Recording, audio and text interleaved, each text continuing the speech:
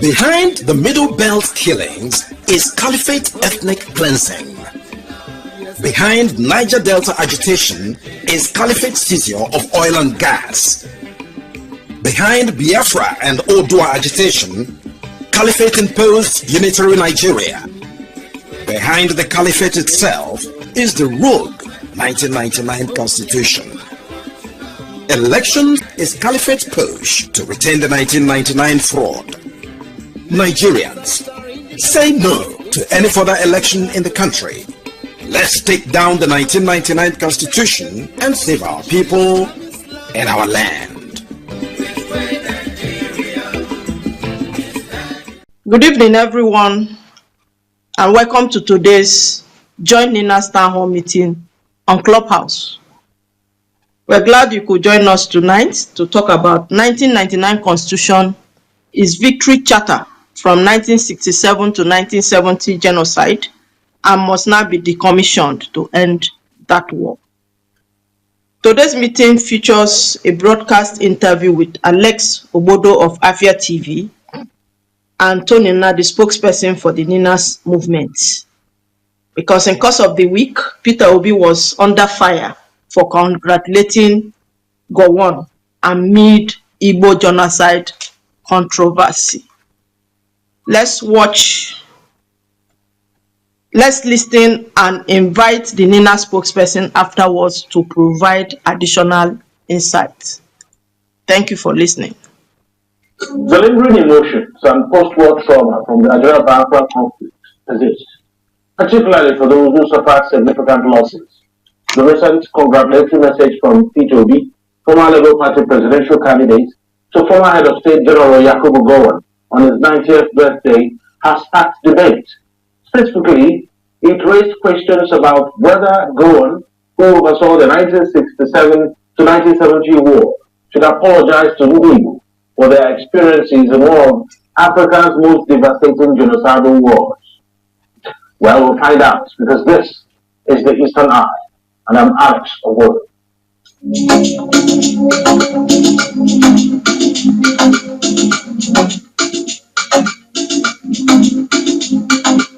The Eastern Eye here on Afia TV, the program that x-rays the political, social, and economic developments around us. Tonight, I'm joined by Tony Nadi Esquire. He is the Secretary General, Lower Niger Congress, and co-convener of the Nigerian Indigenous Nationalities Alliance for Self-Determination, NINAS. Thank you so much, sir, for joining me tonight on the Eastern Eye. Thank you. Welcome, viewers. I'm sure you already know the backstory to this. I mean, Peter Obi congratulated God on his 90th birthday, and lots of things were written. But a lot of people, especially from the southeast, took exception to his write-up, insisting that it was against the spirit of Igbo and the spirit of Biafra. What's your take on it? Incidentally, I'm one of those who were incensed. That is the highest degree of offense is what Peter Obi has committed by going to congratulate the Yakubu Gowon who presided over the genocide that took, by Gowon's own account, 5 million. He said that Gowon said in public so very offensive, and I'm sure Peter Obi himself will have seen the umbrage of the Igbo globally about that. It will have been a gaffe, but when the explanation he then tried to give after the initial tweet was even a lot more infuriating. Peter Obi has urinated on the grave of those 5 million Easterners that were killed in that genocide. Peter Obi is insulting the collective intelligence of the Igbo just because of some narrow pursuit, personal pursuit. Peter Obi wants to be president of Nigeria that does not exist.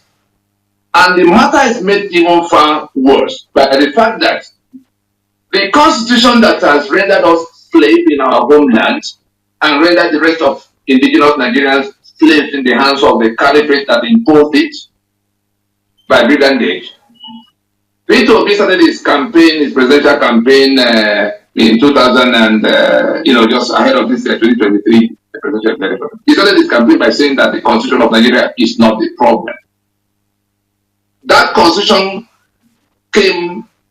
was imposed as a victory charter from that war of genocide by the very Murtala Mohammed who initiated the genocide 29th July 1966. I want us to connect it to see the gravity of what has been done, because a demand will be made on P2B to apologize to the Igbo worldwide. And the person speaking is a survivor from that genocide. At the time the war ended, I was 3 years old. I wasn't born the day the coup of January 1966 happened. I wasn't yet born.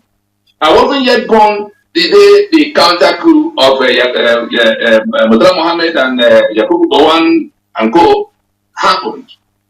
And that would tell you, I was born in the middle of October that followed that counter coup in July. And so, if you heard about the Biafran children that died of starvation and kwashoko, the person speaking with you, but for the grace of God, was in the heart and heat of it all through. And living with it, I'm therefore not telling you what somebody told me. I couldn't have been old enough to see how it all happened, but I was impacted enough to begin to ask questions of those who, participated. I was privileged to have how will I even describe Ojukwo's participation in the process. I'm sure many in Enugu and all over Nigeria remember that when it became Pronaco, the process that has become known as now, when it became Pronaco, Ojukwu chaired the plenary sessions of Pronaco in Enugu. When we finished with Pronaco, Ojukwu was one of my plaintiffs in the suit challenging the legitimacy of the 1999 Constitution. What is 1999 Constitution? It was the carryover of 1979 Constitution. How did we come about the 1979 Constitution? Murtala Mohammed commissioned the draft in 1975 when he came to the point where they had to chop away the Gowon that they had put in front without any real powers of his own. It was the caliphate that was moving, and Murtala Mohammed was the military head of the head of the military wing of that caliphate that executed that genocide. And so the Gowon that oversaw it and became the one who, if one person is known to the world as having presided over that genocide, it is Yakubu Gowon. If Peter Obi was some kind of youth, you could ignore him, but he's not. I'm sure and I'm certain that he's a bit older than myself, and he's not a stranger to the things that have happened, particularly the question of the constitutional arrangements. If these things were things of the past, things that have gone away, of course we will say, let's forgive and forget and move on. But it hasn't gone nowhere. It's in fact worse. That war that many thought ended in 1970 did not end in 1970. It was continued unabated. It only moved to the economic front. And what do I mean by that? The question of you encircled a people for 3 years for no reason, having killed them for 1 year. The pogroms, the killings that began July 29th, the night Neuronsi was killed, and the Igbo officers that went into town, all over the north and elsewhere, some in Lagos. That killing had carried on at the time Lieutenant Colonel Yakubu Gowon had emerged as the head of the illicit federal military government they declared at the time. It didn't stop. August, September, October, throughout the balance of 1966, it was in waves and waves. Eventually, General Ankara had to intervene, and they all, because they couldn't find a place to meet inside Nigeria, the Federation of Nigeria had collapsed. And then they went to Accra in Aburi and had these discussions that put all the issues on the table. The grief that is the worst, the worsening part, the worst part of that entire grief is that at night,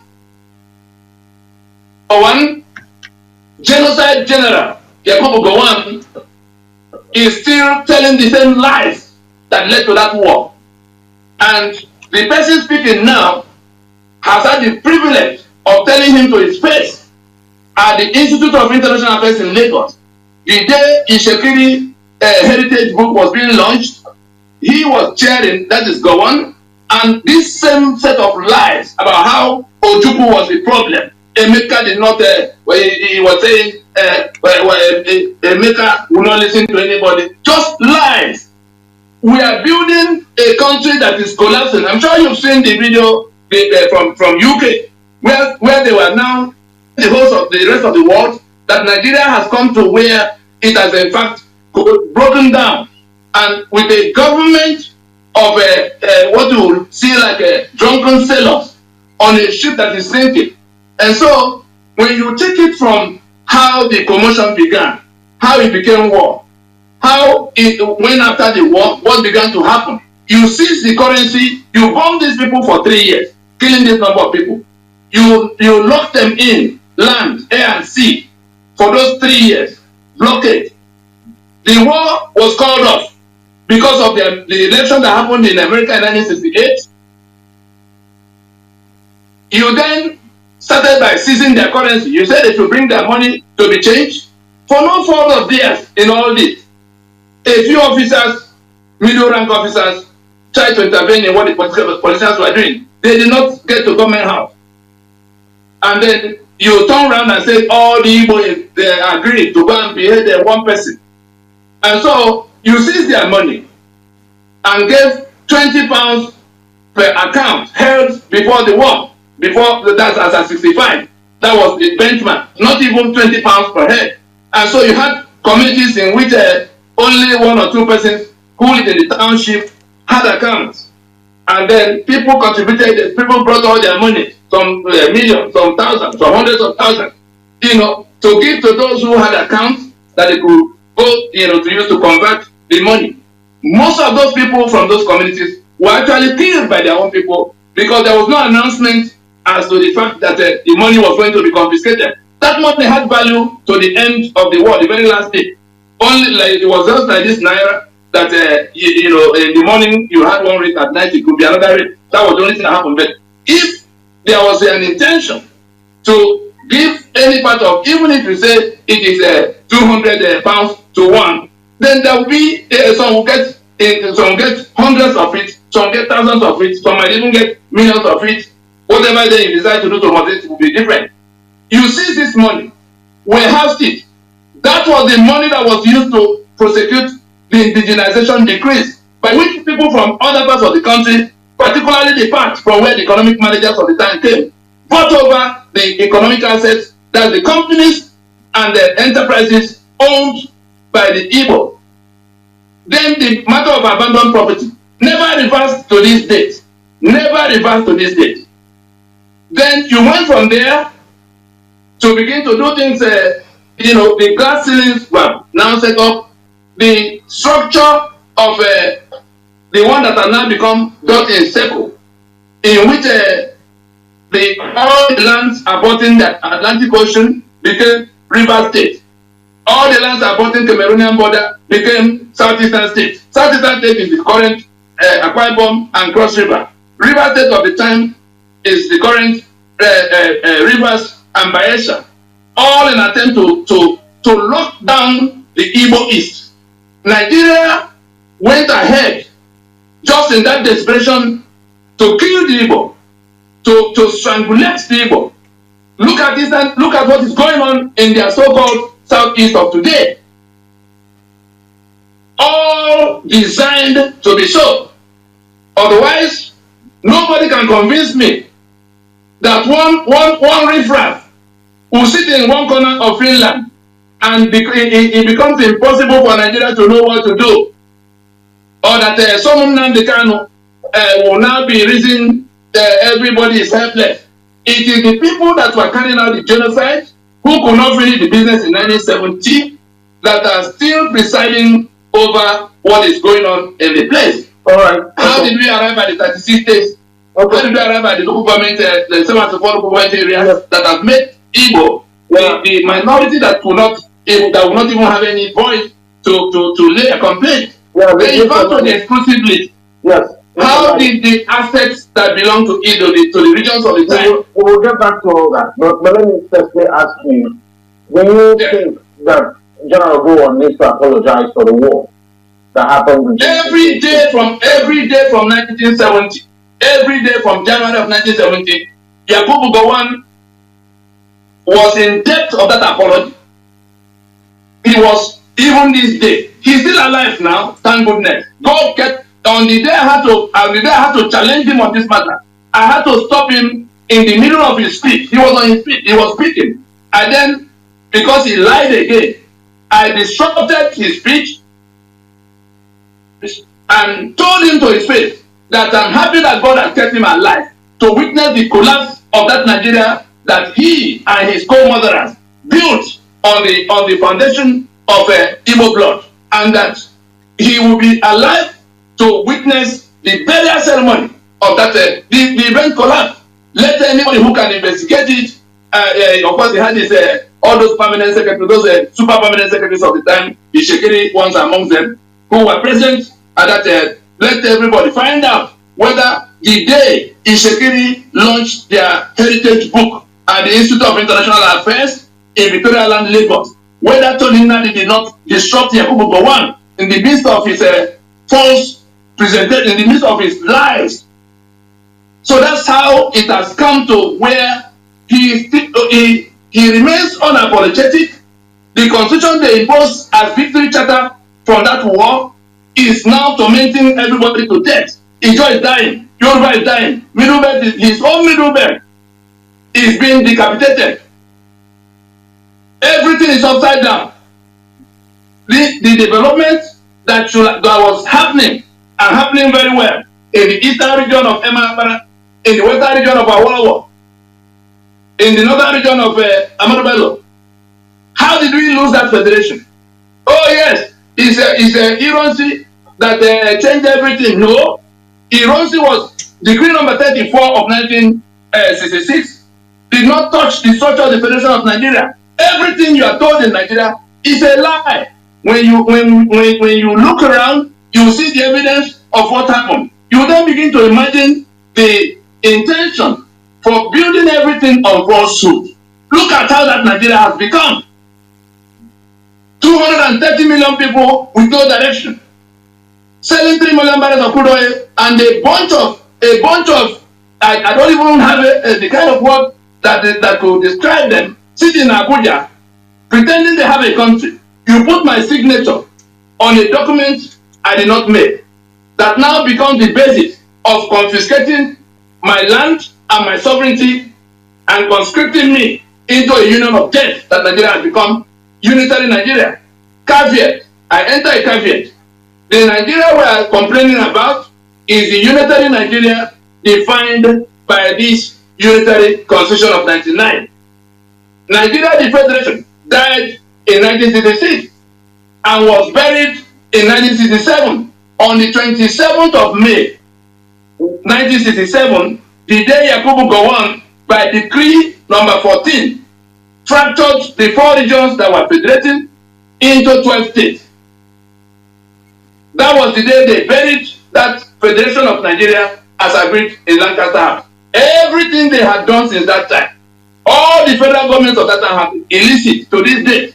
And when people like us who commit this number of years, 25 from 1999, 25 years, with all of what went on, the very people think we are so incensed with what Peter Obi has done.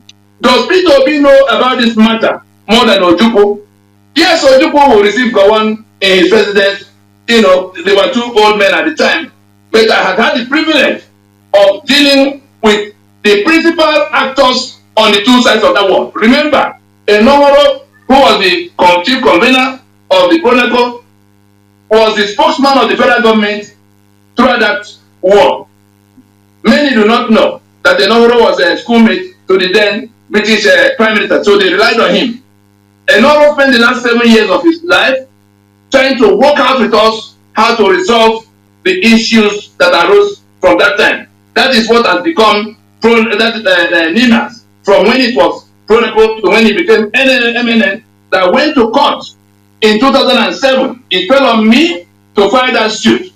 Does Peter Obi know more about this matter than Ojukwu that became one of my plaintiffs in that suit, challenging the legitimacy of the 1999 Constitution? Does Peter Obi know more about this matter than Sisi Ono, the father of Bianca Ono, that was one of my plaintiffs? These are men, these are patriots that gave everything to salvage the people, their own people.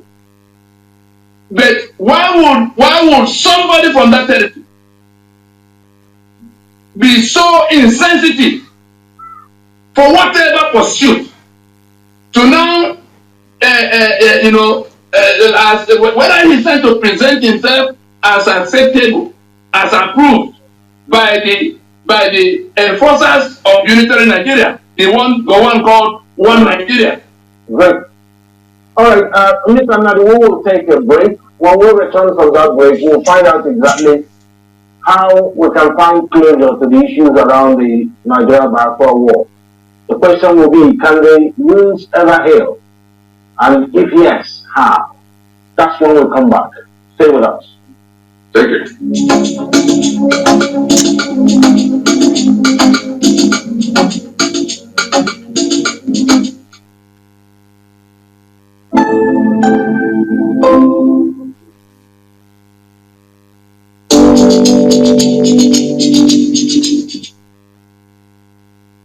And After TV, a program that x-rays the political, social, and economic developments around us. My name is Alex Obodo, and I still have on the line joining me graciously from Lagos, Tony Nadi Esquire, is the Secretary General of NINAS, and of course, he's been providing perspectives on the subject matter tonight. So, Mr. Nadi, is it possible to have some closure to the issues around the Nigeria-Biafra war? Will the wounds ever heal? Will the wounds ever heal? What should be done to assuage Igbo for what has happened between 1967 to 1970 and the things that happened afterwards? The abandoned property and every other thing that happened, and confiscation of their money.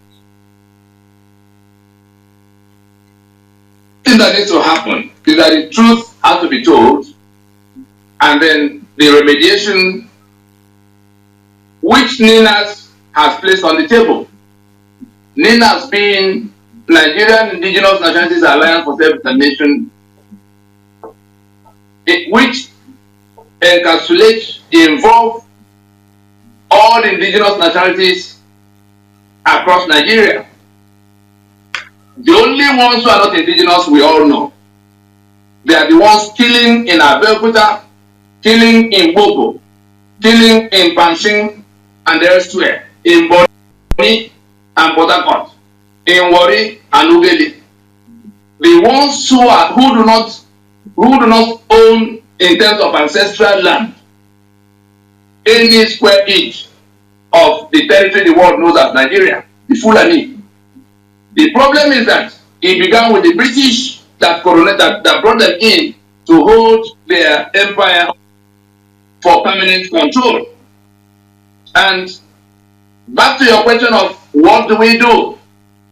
We have spent, and when I say we, all of those who convened and prosecuted the conference, the sovereign conference of the owners of Nigeria, the nationalities that constitute Nigeria, which you all saw, heard of as a Chronicle, 164 ethnic delegations that sat around in plenary in discussion for 2 years, sitting in Lagos, sitting in Port Harcourt, sitting in Enugu, sitting in Jos, sitting in Kano, and coming to conclude in Lagos, with a delegate from Katsina moving the motion for the adoption of the finished product that will have taken Nigeria back to being a federation in 2006.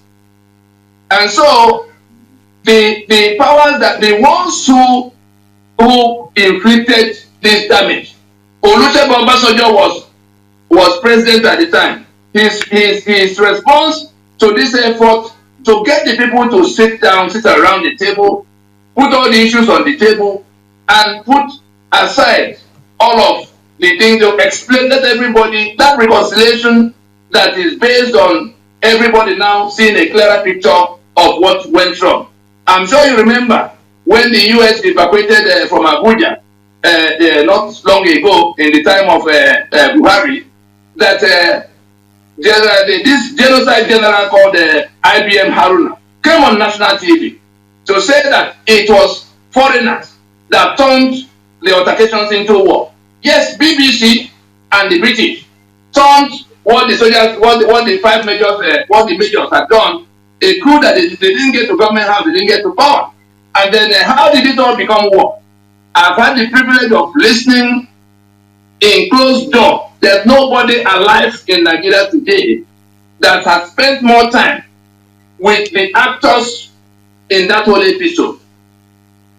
The day Ojukwu was buried in Nnewi, it was not by accident that it fell on me to act the role of like an informal chief mourner. The day Jonathan came to preside over that farewell ceremony in Nnewi, it was because Ojukwu was in the inner workings of this reconciliation process that had become NINAS. Let us accept what happened and stop lying and stop falsehood and stop propaganda. Let us then accept that the constitution imposed as victory charter from that war cannot remain basis of the union. Let us then proceed to how we submit our sovereignty into one political union, like Bola Ige was always talking about, and the terms of being in that political union. Those are the two things that will have to happen. And the beginning of it is to decommission this Constitution of Death, the 1999 Constitution. And how do you decommission? We have had these meetings of all the nationalities. They all know what they want for themselves. Everybody wants a union of sanctity of life. Everybody wants a union of equality of men. We then begin to talk about all the other equity. The structure that will bring us back to being a federation, the structure and the terms of union that will put us in charge of our affairs, our local affairs. And then we unionize with our sovereignties in our hand, the same way Germany and France and Portugal are doing European Union. But what do we have? The union the federation that we agreed upon got toppled, and then the carcass, was kept in place by force of arms, and decrees were being made by which all the economic assets of this federating unit became the property, exclusive property of that illicit federal government. We can't have a federal government if we don't have a federation. And those who are swearing to defend and uphold that constitution, all the political actors, political parties, all the people who drag people to election after election under that constitution that we say, it can't lead us anywhere. You had it on the floor of the Senate when Senator Adeyeye said, this is the problem. We can't go nowhere with it. You had it from all the other places. Shame on the lawyers in Nigeria that it took an Ngozi Okonjo-Iweala that is not known to be a lawyer to come to tell the Nigerian Bar Association that the problem with the economy that is in free fall is the social contract that is unsettled. For the mediocres that are now senior advocates and professors of law, let me interpret Ngozi Okonjo to you. Social contract is the constitution. You had when things Limogalo said on Arise TV that The problem with the economy is the constitutional infrastructure upon which we are building that economy. What is the solution? Let us go and rework the constitutional basis of Nigeria. You had when Sireka Dixon, senator, that was governor in Bayelsa, you had him saying the same thing, that we are living in a fraud. The constitution is a fraud that has made everything impossible for those who should have been building that Nigeria. The Nigeria you have now is a disputed project. If you want to know the nature of that dispute, you go to the preamble to that constitution that lies that we the people, that is we the constituent component, the sovereign, the owners of the sovereign, we the body, we the Igbo, we the Yoruba, we the chief, have solemnly and firmly resolved to live in unity as indivisible and indissoluble. That is falsehood, that is self-evident, because no meeting was called. How did we arrive at the constitution? Because he then said, he went on to say that we do hereby make everybody accept the following constitution. I'm telling you what is wrong with Nigeria, and if we are not going to solve it together, those who are choking from the atrocities of unitary Nigeria are going to take unilateral actions, and it is called self-determination. Sovereignty is inalienable. It doesn't depend on whether you agree with me or you don't, for me to be the owner of my land in my state. And the remedy that is available to all of those who are choking in Nigeria, whether they are being beheaded in the Middle Belt, or the economic assets have been taken in the Doland, or they are being chased around the Yoruba land. You saw when they beheaded the king, even with the Yoruba president called Bola Tinubu. And so the problem that we have to solve now is to go back to those three falsehoods by going to a transition immediately. Every day we postpone that transition to go and solve this problem.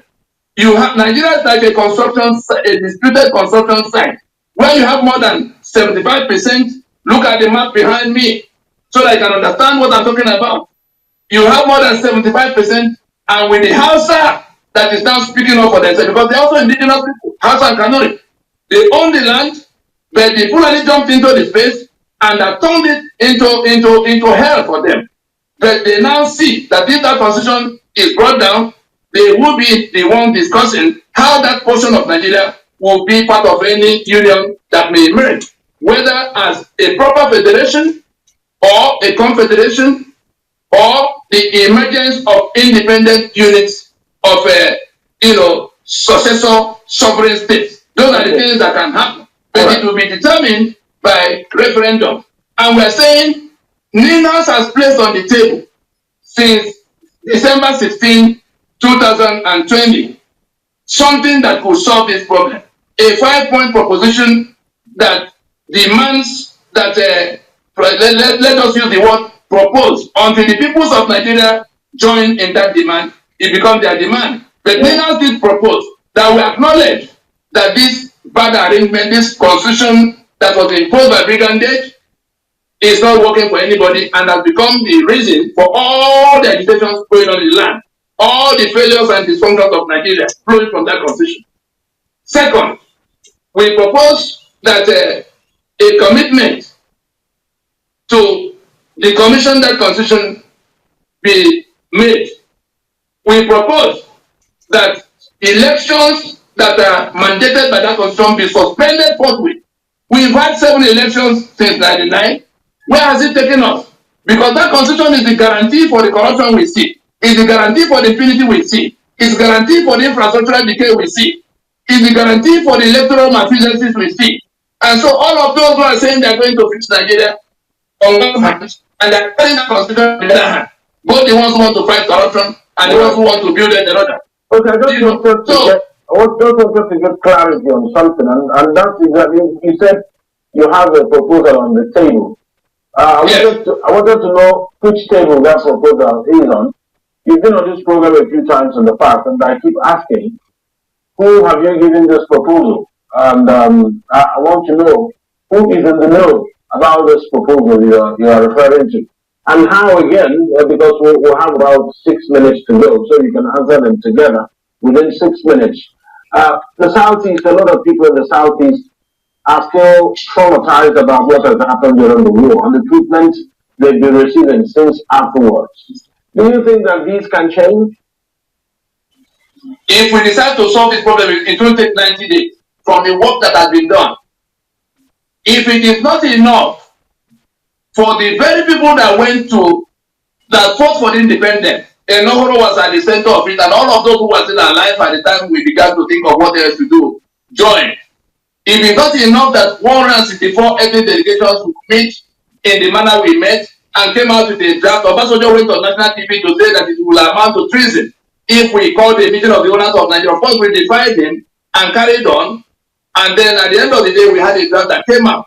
All the groups that were carrying arms at the time, including Sani Dokubo's the Niger Delta Volunteer Force and the OPC of Gani Adams and Wazirike's Maso, we persuaded them to put their guns aside. Something the government could not achieve in that period. They were chasing themselves all over the place until we calmed things down for those 2 years. Not one shot was fired in agitation. And then we had this draft. We then went to court to say, let us, if a novel will be plaintiff in such a suit in a federal high court of Nigeria, in which the Attorney General of Nigeria joined the issues with us, he came to court to respond on behalf of the federal government, that was the president and the managers of National Assembly, speakers, Senate president. And so we formally placed these demands on the table, going as far as the court, in which Attorney General came on behalf of the federal government. We said this constitution is a fraud that has to be wound down, that has to be terminated. We must do what South Africa did with apartheid constitution in 1990, when an announcement was made by the government of President de Klerk, acknowledging that apartheid constitution could not carry their society any further, committing to suspending further national elections under that constitution, going into the discussion that was by the sovereign owners of the sovereignty confiscated into that Union of South Africa. For the first time, the blacks were on the table to discuss what will happen with their sovereignty that will become Union of South Africa. And then from there, they rolled out, they agreed on all kinds of things, made constitution out of it before they began to go to election. What do we have today? What Ninas did was, through all these processes, coming out in December of 2020 to place a formal proposition before the country, and that if we had 128 signatories, including generals, including a former vice president, the leaderships of the regional, social political associations across Nigeria, heads of Afenifere and all such groups, Pandep and all such groups, Ohaneze and all such groups. John Nyangodo was Ohaneze President General at the time of that, was the #1 signatory in that 40 from the east, 40 from each of the other places, the middle belt. And all of Jonathan has his name on that list from that part. So you had 128 signatories, people identify who have been in government at the highest level. And we put it out, it's published unedited in Guardian newspaper. Formal copies, of course, was submitted to the government of the time, and the one who is president today, Bola Ahmed Tinubu, was part of the beginning of this entire thing. He came from Nordico to become governor in Lagos State, and there was no time he was left outside what was going on. Buhari, that became president before him, was one of the Fulani delegates to Pronaco. He's still alive. Syed Abubakar, that is now Sultan in Sokoto, he was in the army at the time before he became Sultan. He was part of the Fulani delegation that came to. So there was no part of the country that was left out. And we finished all these processes and placed the plan on the table, informed the international community. The matter was addressed to the UN Security Council, because in no time, people will be calling for peacekeeping and separation of aid. We say, we have come of age. These are the combatants on the two sides of the war had found the common sense, the presence of mind, to call all the sides, the winners and the losers, the big and the small. And we have all agreed on what we need to do. But a few brigands cling onto that constitution as title deed to now sit in one corner of Abuja dictating to everybody. They imagine that our sovereignty is now with them, especially the National Assembly that is talking about amendment of constitution every day. And we say, we've not made any constitution. The proof of it is printed in the document, decree number 24 of Asalam Abaka.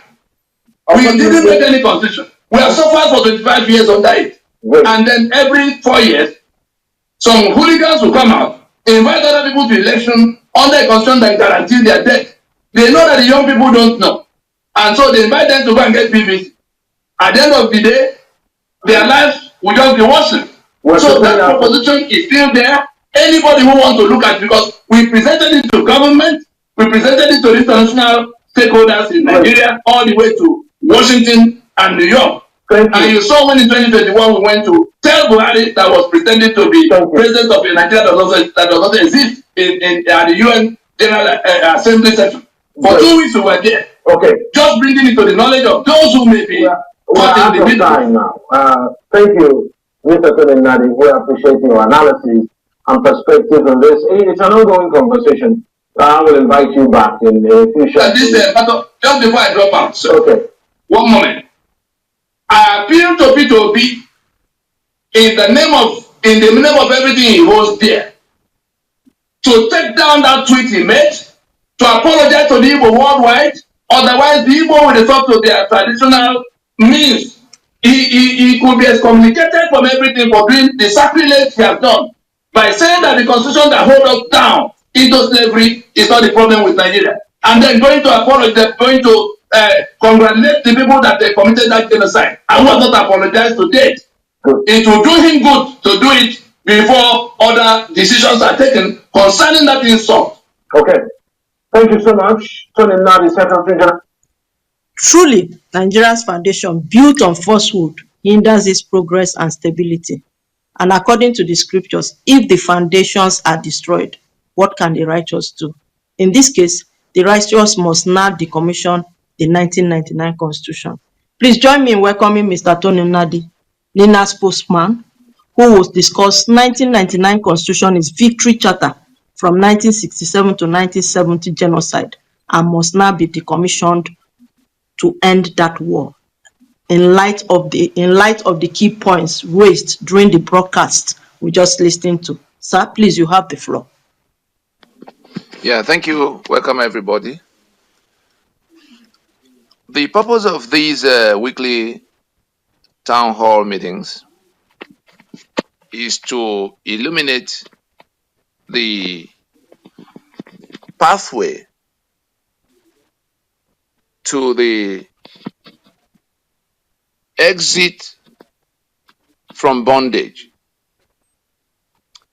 Yes, we put a roadmap on the table since 2020, defining our current bearings. That's where are we now? Why are things the way they are in Nigeria? Why is the system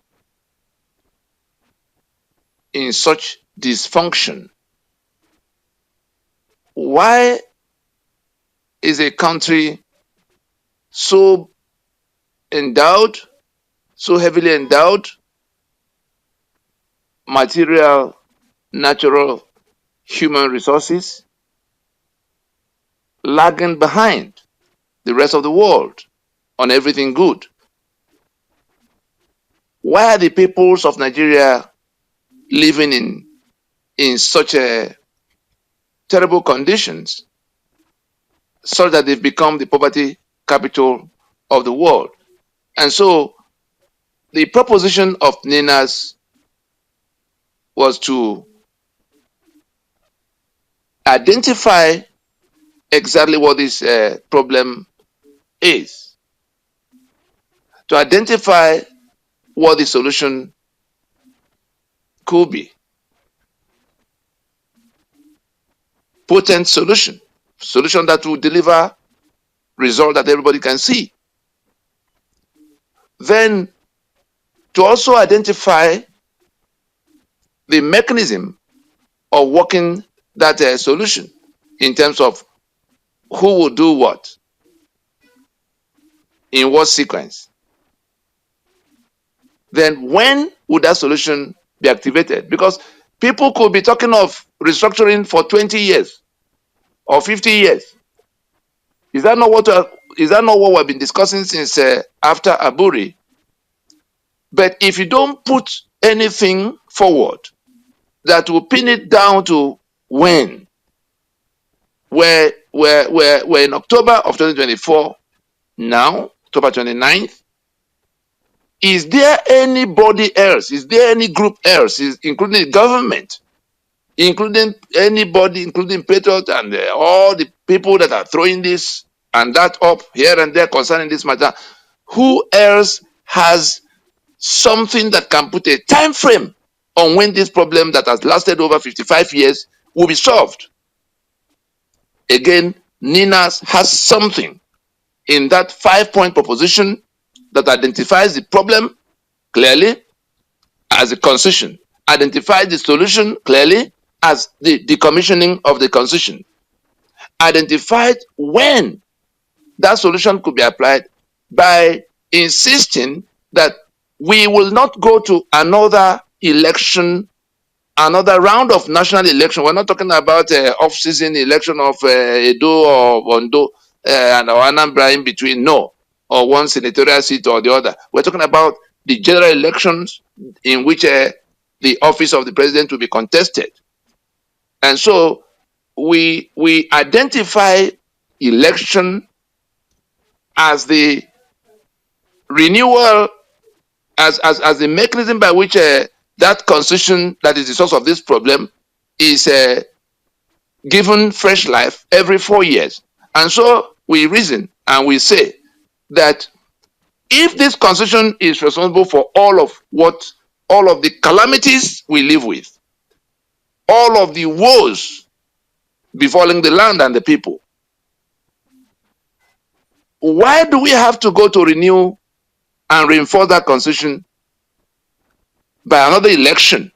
And so if the decommissioning of that constitution is the solution to our problem, whether it is hunger or the corruption we see or the insecurity that is ravaging or the general failure of the country and the hopelessness of the people, if we truly reject that constitution, having identified it as the source of the problems, what will be the logic of going to election after election? Because the winners of that election, whether they be president or governor or senator, whatever else, will have to swear to defend and uphold that constitution.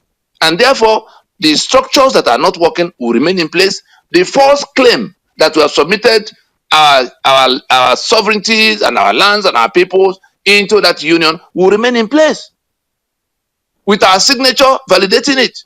The falsehood that we made this constitution in all the rules it contains, in the 68 items of exclusive list it contains, in the structure of 36 states, 7 and so forth local government areas that have become 812 governments we must finance every month. All those rules will remain in place.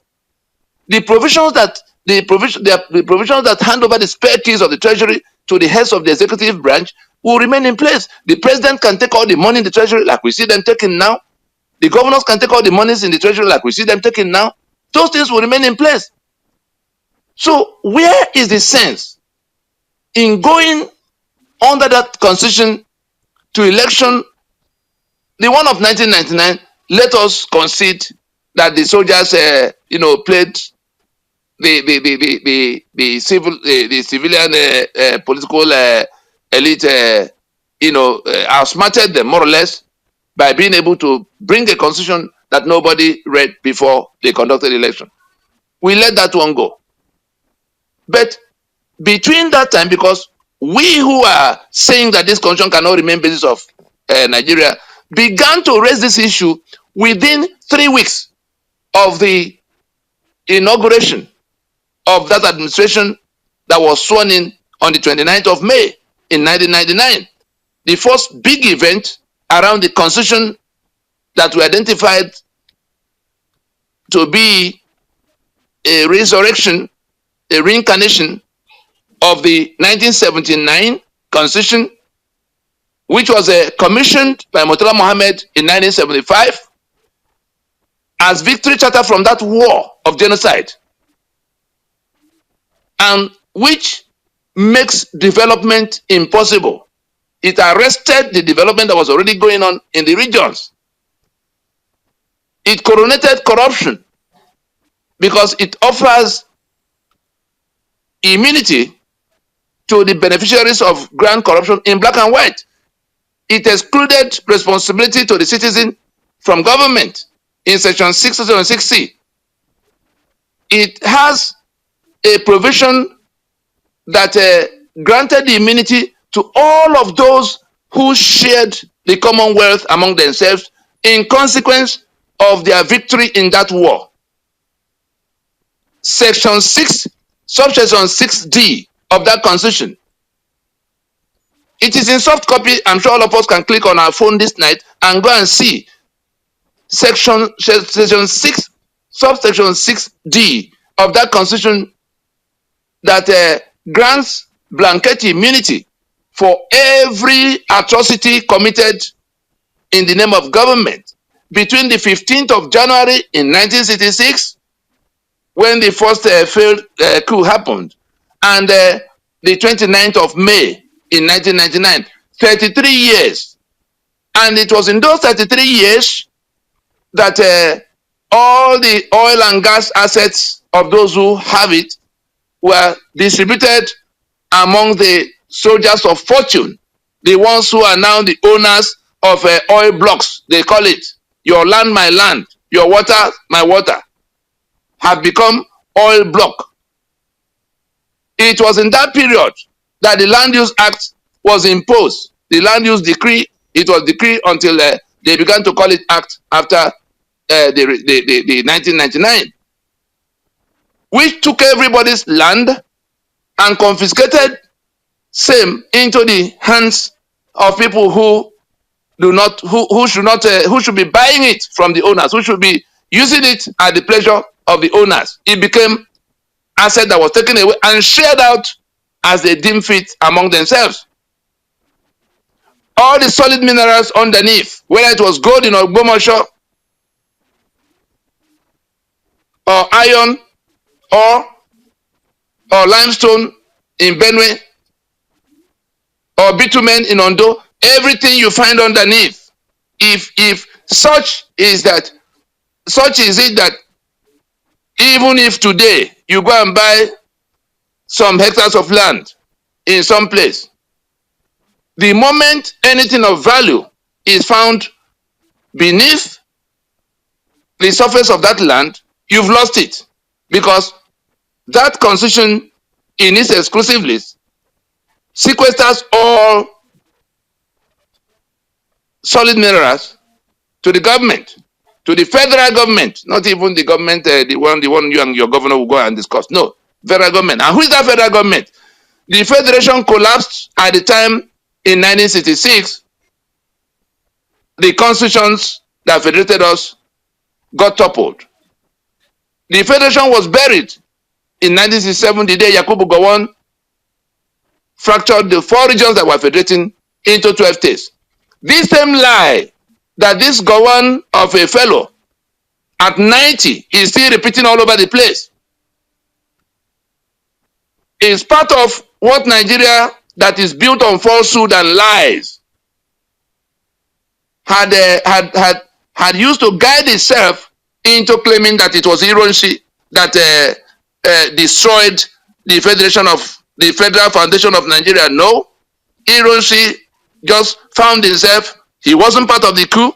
He was listed to die somehow, because he was the head of the army. He was between the coup of January 66 that Nzogo and Ifajuna and Ademoyega and those middle rank officers. That coup did not succeed. The people that were staging it did not get to government house. And who were the people that actually stopped them at the risk of their own lives? Ojukwu in Kano, commander 5th Battalion, Kano, was the closest to the epicenter, Nzogu's Kaduna. He was ready to take him on in battle. He sent him a message to say, you can't do this. If you insist, we'll march on you. He rose in Lagos, Igbo.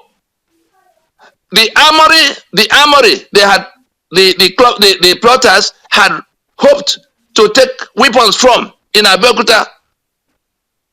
They could not access those weapons. They killed Colonel Unegbe, Igbo. So it was actually the Igbo that stopped the coup from succeeding. And in that confusion, the plotters had decapitated government. A number of principal officers of government had died. And then Hiroshi only said, okay, the 4 regions, he appointed military governors, which was how Ojukwu ended up in Enugu, Usman Katsina in Kaduna for northern region, and the Fajui in western region, with Ejo that went to Midwest. Then it was just a matter of providing some semblance of governance. The parliament has of course gone into disarray. There was neither the executive nor the legislative branch remained in any form that can provide. So it was just that temporary emergency measure that they passed a decree number 34 because there was no how you could have gotten the country going in one direction. To say let us form a Supreme Military Council that will take over the functions of both the Prime Minister and the Parliament of the time until things stabilized. Hiroshi was still in the journey of going to talk to the people who were, calm down frayed nerves. He was on that trip of going from one part to the other that he came to Ibadan, and they came to kill him in July for something that was happening in January. The regions, the 4 governors remained, their assets remained their assets, and then it was in May of 1967, after all the meetings, including the one that happened in Aburi, failed to resolve the question of the union that had collapsed, that it became 12 states. It was Gowon that fractured those 4 regions into 12 states by decree number 14. The reason we are touching on all of this is that we are tracing how we came to this constitution that we say must now go. We are tracing why we say if we don't do something, those who imposed it are very clear in their minds what they wanted to achieve, and they're achieving it. That's why we're slaves in our homeland. There's an emergency around it. The ones who agree with them from our parts to swear to defend and uphold that atrocity, you can see the benefits they are getting in trillions and billions and hundreds of millions. They can see the life of the people that they lure to elections every 4 years to go to renew, because from that 12 states that they fractured it into, they took over the economic assets of the regions and all the powers of the regions that were the owners of the sovereignties that were federating. That was how we landed by decree into these 68 items of exclusive list that tie us down, leg, hand, blindfold us, and shackle us. How can people with education and exposure allow their signature to sit in forgery at the base of such an instrument? Because they move very quickly from 12 states to 19 states that Murtala Mohammed added, fractured it into, all the way to 36. Then smuggling local government areas that they created indiscriminately for the purpose of sucking, just revenue sucking outlets. What development has come to those local governments now? And now we're building from the roof again by making it look like, if we give money directly to local government, development will be all over the place.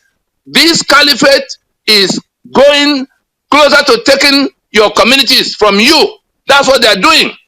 Nobody knows what Bola Tinubu signed with them, for which they made him president in an election he didn't win. These are the things going on now. You saw on the floor of your National Assembly in Abuja that the debate was reintroduced for how to amend the constitution, the fraudulent constitution, to now make provision for Sharia formally inside 2024. And they are sitting there and debating it. Tomorrow they will say, oh, we did our best That's how all the other laws they made that are injuring everybody came. Why should we allow that constitution to remain in place when we have something we can do? Back to the 5-point proposition that identifies the problem, identifies the solution, and has a time frame that will be imposed on everybody if our people will listen, if those who are living in this bondage will listen. That time frame is we will not go to another election under this constitution that ruin our lives. Full stop. That's the remedy, because the moment we say we won't go to election as a demonstration of our rejection of that constitution, because we can't be rejecting that constitution and going to vote for people who will govern us with it. Does it make any sense? Is it nuclear science to understand that all we need to do to save ourselves is to say that we won't go to another election? It's still 3 years away to 2027. And the reason we have pinned down this occurrence of this last week to beam the satellite on the foundation upon which we are building, in which the Gowon that led that genocide, of course, Murtala Mohammed was the front leg. He was the executioner. The Gowon that led that genocide has turned 90 now. The whole purpose of that war, say to keep Nigeria one, is a task that must be performed. That was the reigning what do they call it? Slogan of the time. That Nigeria had been kept one by force. That Nigeria had become unitary Nigeria because everything was now by decree and by force. That Nigeria is the one that's not working now. That Nigeria is the monster that is feeding on the blood of the constituents all over, whether it's in the Middle Belt, where that Gowon comes from.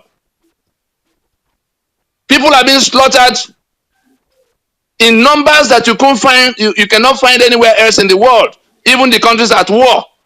Hunger is visiting and ravaging throughout the land. The currency is falling. The economic everything economy is in disarray.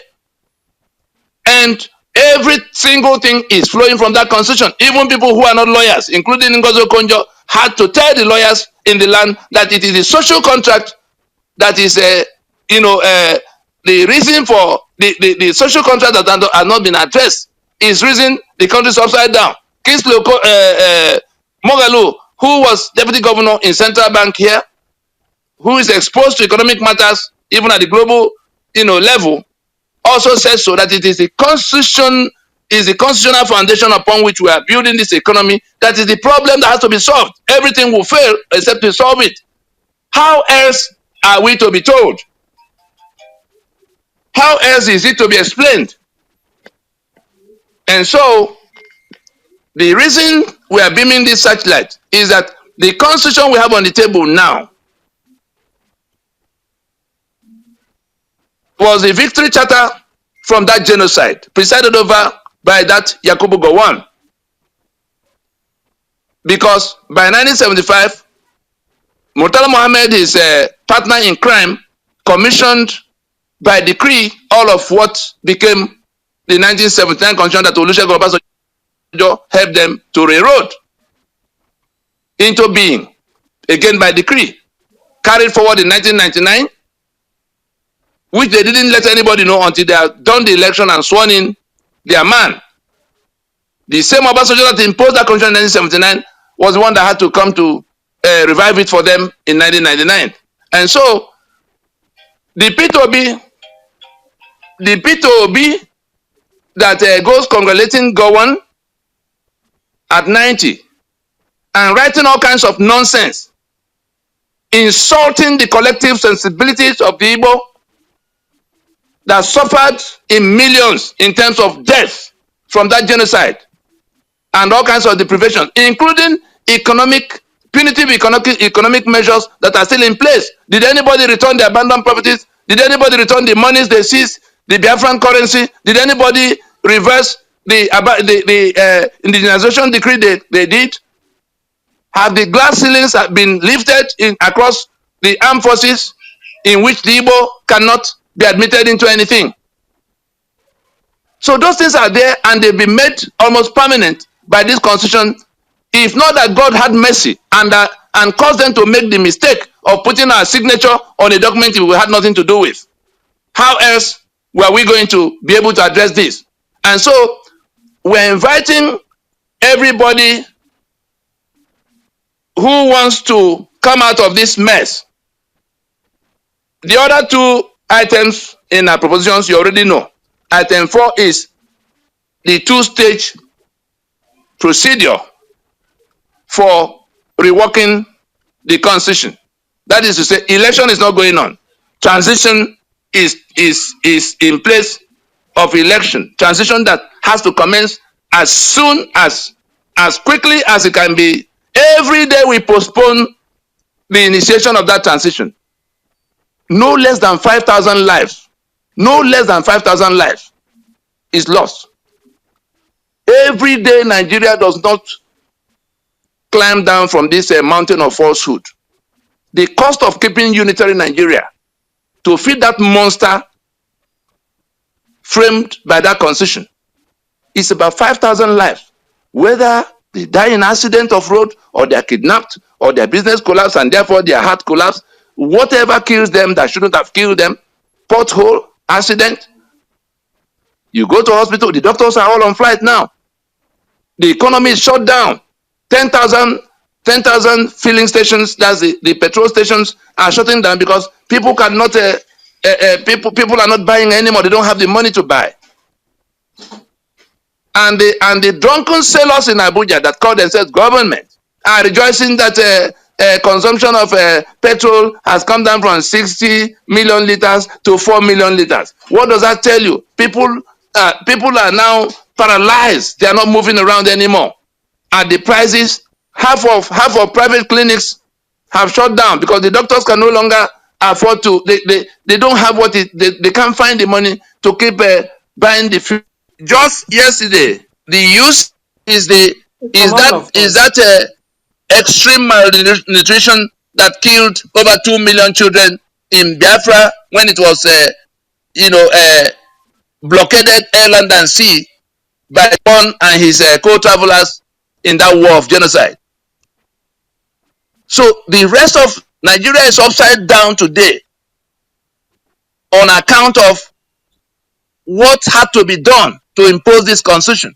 And so for Peter Obi to turn around first in his campaign by saying that the constitution is not the problem with Nigeria, that it is leadership which is coming to provide if they vote him.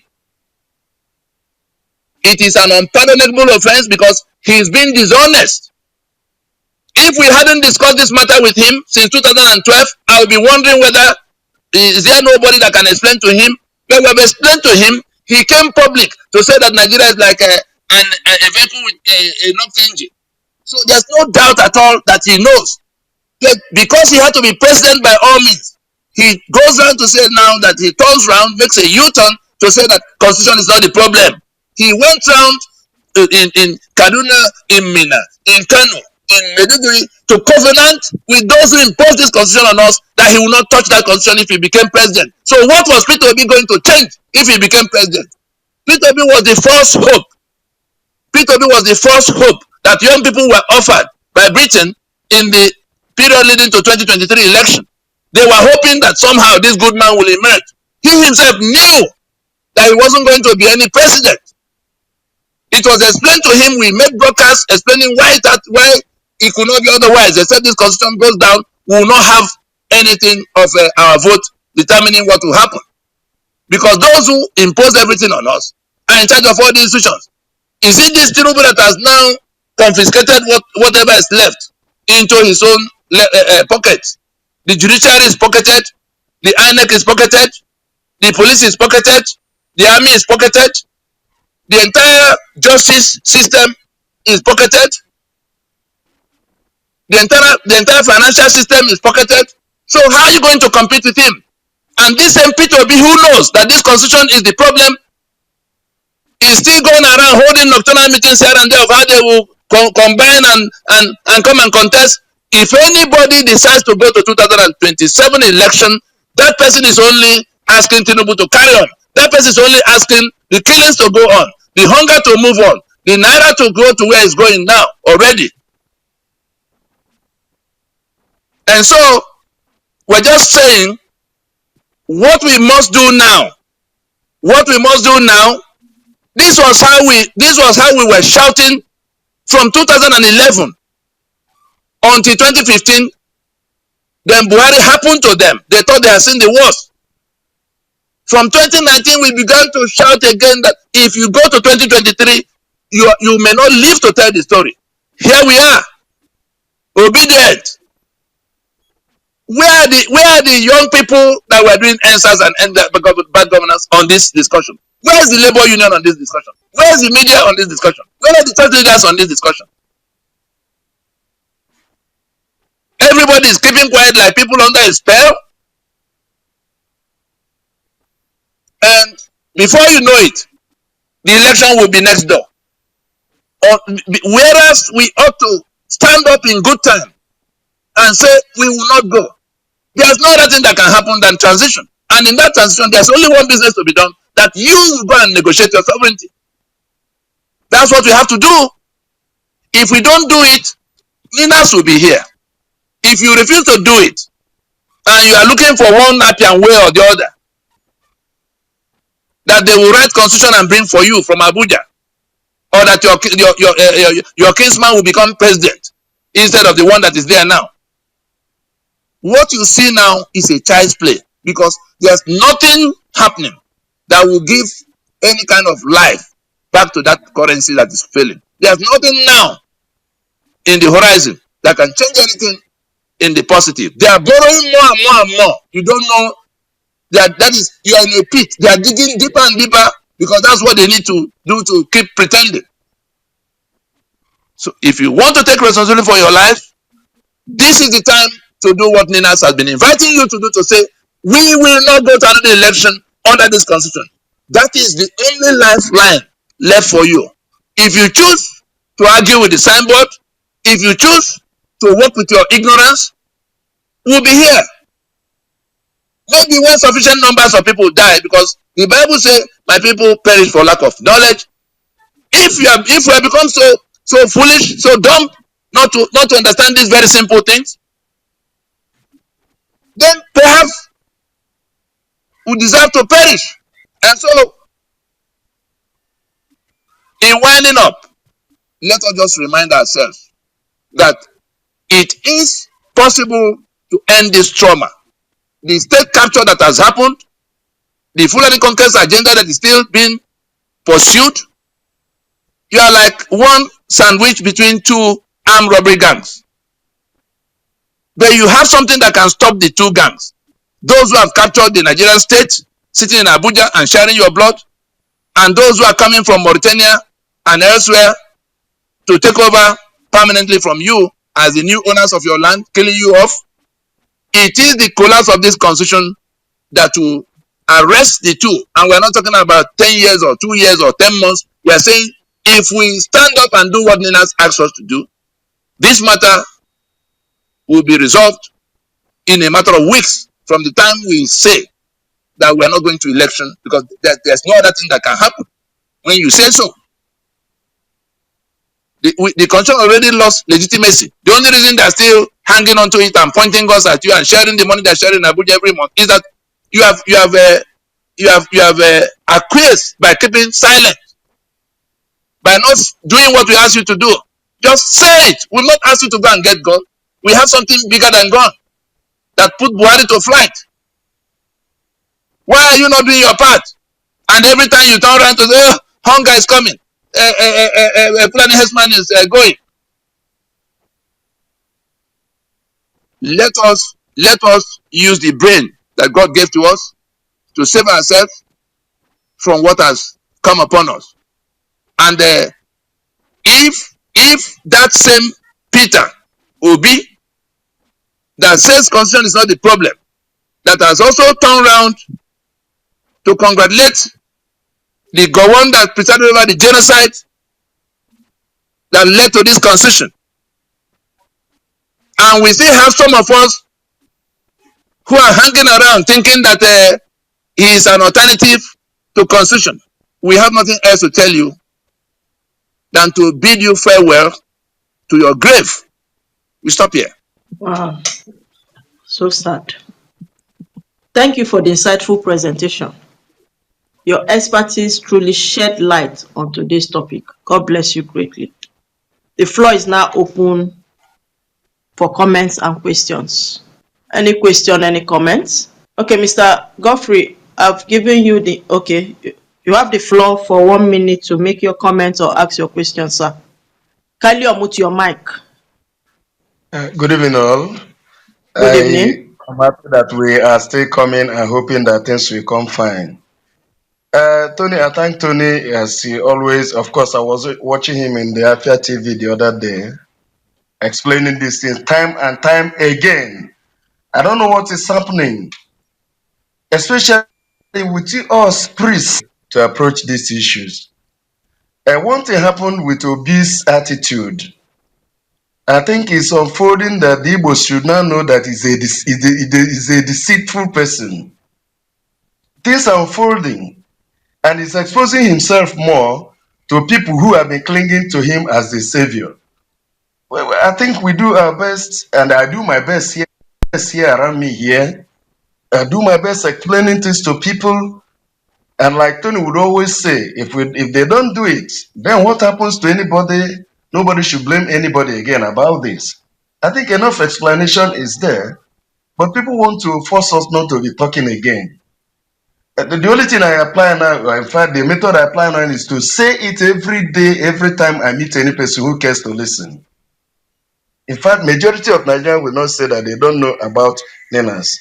The other man, I don't know who his name again, was saying something without mentioning Nenas. What is the problem?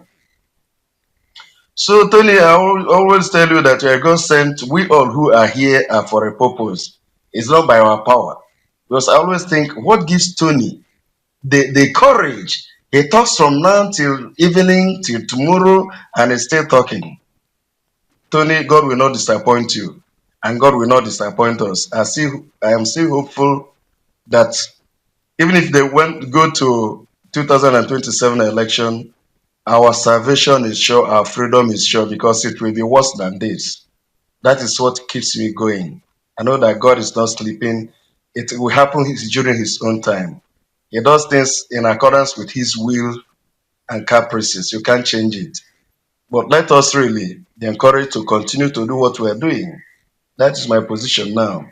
Let us not be discouraged, because people are trying as much as possible to really discourage this movement.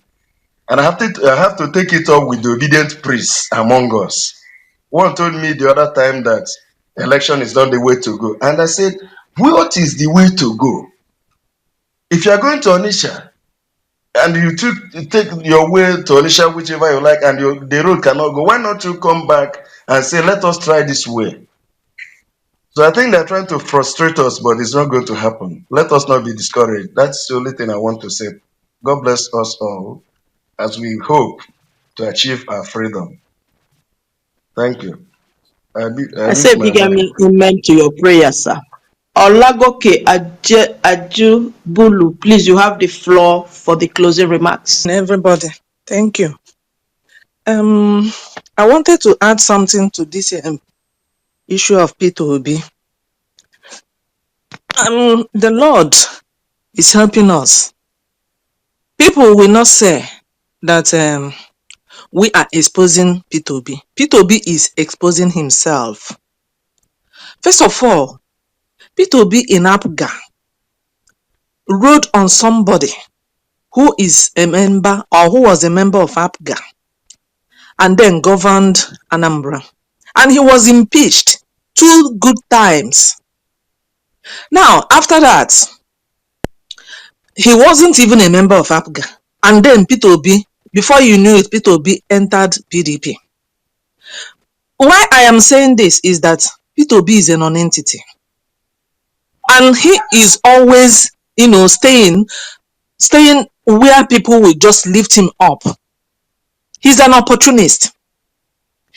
Okay, from PDP, before every person knew it, Labour Party. Even in Labour Party, Is he a full member? Obedient group, where are they? Where are they? Are all of them members of Labour Party? So you see that all these political parties, they are all sellouts. They are all political willing fools and willing tools. Who is Peter Obi? Peter Obi is congratulating Gowon.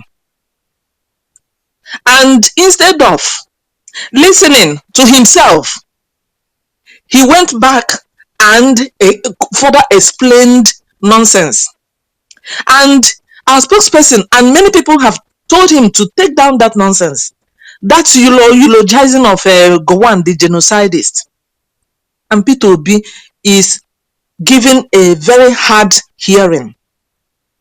Well, he has exposed himself, and it is the Lord's doing. Peter Obi is preparing for 2027. It is Peter Obi that is in fact, that is the cause, the source of all this quagmire Nigeria is. Because if Peter Obi didn't come out for that obedient nonsense, this 2023 would have been a farce. And if he had ear, and if he was an intelligent man, he would have dressed back and listened. But no. Look at all the things going around Peter Obi. I don't know whether he has a wife or if his wife is a woman. I don't know. Because in the midst of all this confusion, and he will just come out every time tweeting nonsense. He is the manager of online. Every time Peter Obi is online with his phone tweeting. We know that Nigeria is in a deep mess. Today, he said that the vice president had some technical problems on his presidential. What is it? A vice presidential jet? And then he came around, as if nobody knows that people are suffering terribly, hunger, hardship, insecurity, and they all know the source of all these problems. That it is this book of Lucifer called 1999 Constitution, which nobody was consulted to bring it out. With all the historical facts, people still pay deaf ear. It's very unfortunate. But sometimes I said, God does things in a mysterious way. Our brother and our spokesperson, God is your strength. And all those in the NINA Secretariat, God is your strength. And God is also our strength. Because we are doing what God wants us to do. And we are proud that we are doing it well. Because anything worth doing is worth doing well. Every Tuesday we come out here and we listen to this voice that speaks the truth, even to the power. But they will be running helter-skelter. One day they will go inside that ditch they are digging for themselves. All of them, including Peter Obi. I call him Peter Obi idiot. With this, I yield the mic. Thank you. Thank you very much for that remark. And while you were talking, my mind just went to Reuben in Genesis 49:4, where Reuben was cursed that he will continue to be unstable as water. If I remember vividly, I think Peter Obi left APGA, and before leaving APGA, he said any day he leaves APGA, that himself and his family should, can't remember whether die or something terrible should happen to him. I think that cause is at work, and he will continue to be unstable and he will not excel. God will not allow him to excel. The arrow of God will soon get to him. Any other comments? Okay, in the absence of any other comment or question, Olagoke Ajibulu, please, you have the floor for closing remark. Yeah, thank you very much.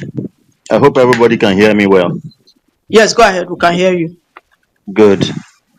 Um, we cannot thank Tony enough for the good work he has been doing.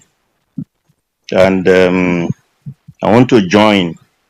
I call everybody to join in uh, praying for in praying for him to sustain this strength with which he has been coming along. Let me start on a philosophical note that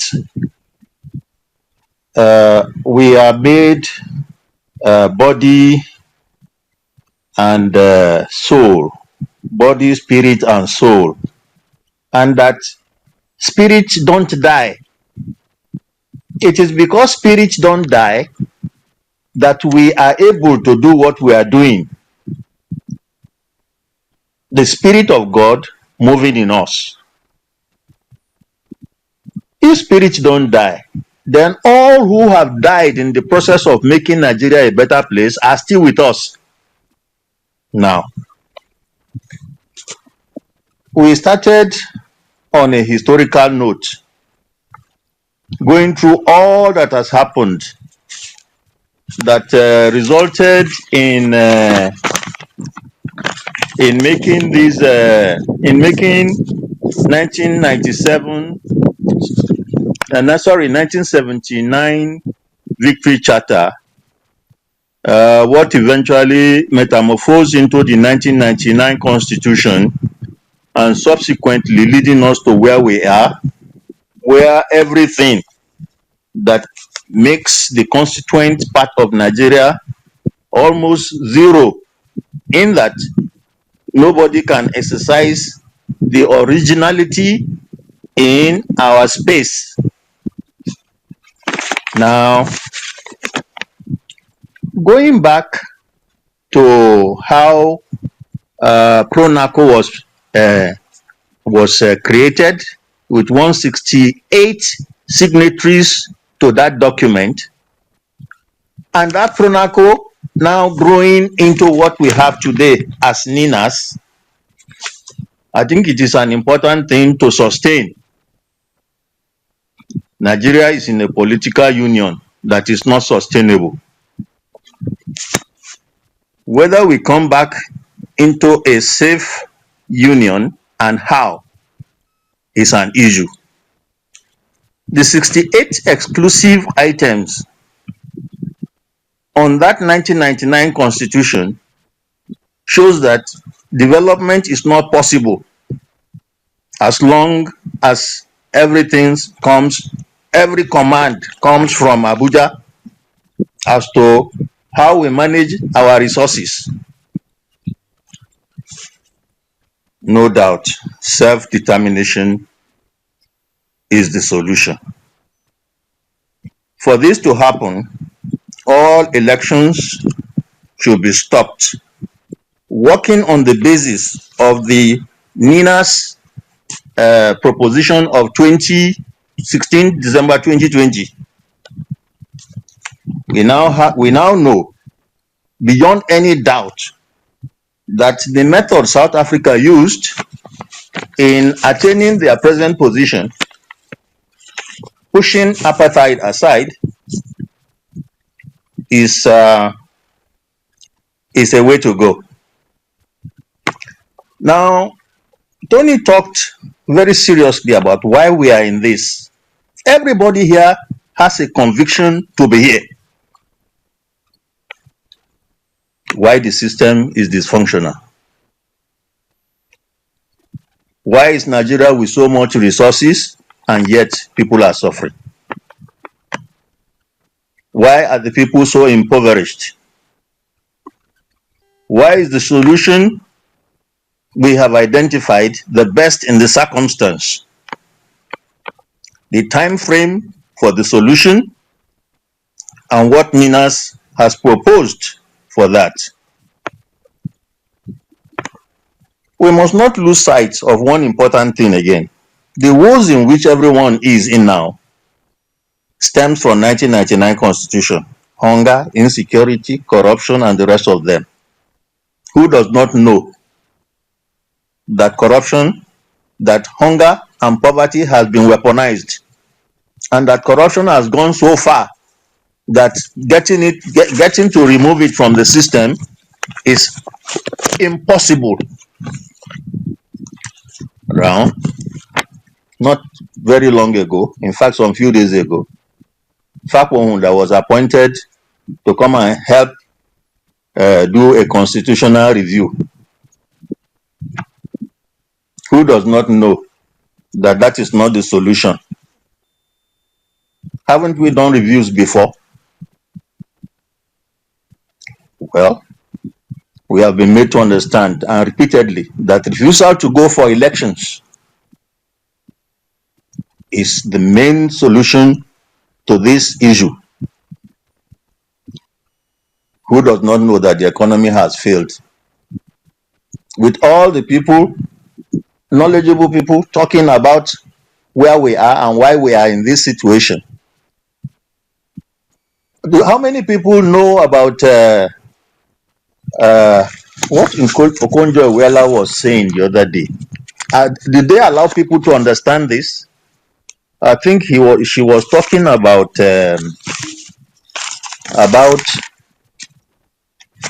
social contract. The people, how many people know about social contract? In the circumstance, with guns at the back of their neck, with kidnappers all over the place. Well, at this point, I think I have spoken a little about what Tony said. My personal view now, if it is clear that making Nigeria governable is impossible because we have frittered, Nigeria has frittered all the resources that is required to build a safe country. Corruption has been placed in such a position, in an edified position, that no country can survive under this kind of pressure. Having said that, I would like to yield the mic at this point, but I would like to add a prayer. And that prayer is that whatever it is, wherever it has come from since 1914 to 2014, when we should have revealed God Almighty, who sees all, who hears all, who knows all, and is all omniscient, omnipotent, and to which we speaking here today belong, that the collective spirit of God Almighty take control from this point onwards. Thank you very much. Amen. Your closing remarks were truly enlightening. Thank you for sharing your perspectives. Mr. Nadi, please, your final thoughts. Thank you. Just to say to everybody that even as we continue to enlighten our people, continue to try to get them to see what to do, whether they come along or they don't, this project has its mechanisms for getting the things that have to be done. The only thing that will change is the collateral damages that will accompany what will happen. And so there are things that are being done in the side that is not in their view. Once those things get to where they had to produce their outcomes, the project will not be delayed by 1 day because they haven't come. The only thing is that the journey to that destination, that wrong destination they are plotting to go to, will be distressed, and like a bridge that is broken. If you're on top of that bridge at the time it breaks, you are going to fall into that water. If you're on the wrong side of that bridge by the time it breaks, you will stay in that danger that you should have escaped. But as for whether they will all be allowed to proceed, the ones who go to share the blood of other people when they succeed, we owe it a duty to make sure that we save ourselves from damnation. Thank you for listening. Good night from here. Thank you for that encouraging word. It's just like he who have ears to hear, let him hear. Justina, please, you have the floor for announcement to end to this section. Justina, please, you have the floor for announcement to end to this section. Good evening, everybody. I want to first of all say a very big thank you to our spokesperson. Thank you so much, sir. Coming before you every Tuesday night like this is wonderful. You have become an encyclopedia to the perspective truth of Nigeria that is being hidden from everybody till date. Thank you so much. God bless you. I want to say thank you for making out time, everyone, for coming out every Tuesday like this, despite your busy schedules. These are the announcements of our activities through the week. For us to work effectively and efficiently, we'll be having joint clubhouse sessions together at 7 p.m. Nigerian time on Tuesdays like this. And on Saturdays, we'll be having the Daughters of Truth on Facebook and YouTube at 5:30 p.m. Nigerian time. Please, we are all encouraged in the immediate task of massively disseminating NINA's project materials to all our people. We are to sensitize them via the NINA's website, www.ninasvoice.org, and on YouTube, Nina's Voice on YouTube. We will have over 400 videos, and we are encouraged to watch and share widely. For further information, you can call the Nina Secretariat on 0912 9931 551. Our second number is 090 64720016. At the count of 5, this clubhouse section will be shut down. The countdown begins. 5, 4, 3, 2, 1. Goodbye and God bless you.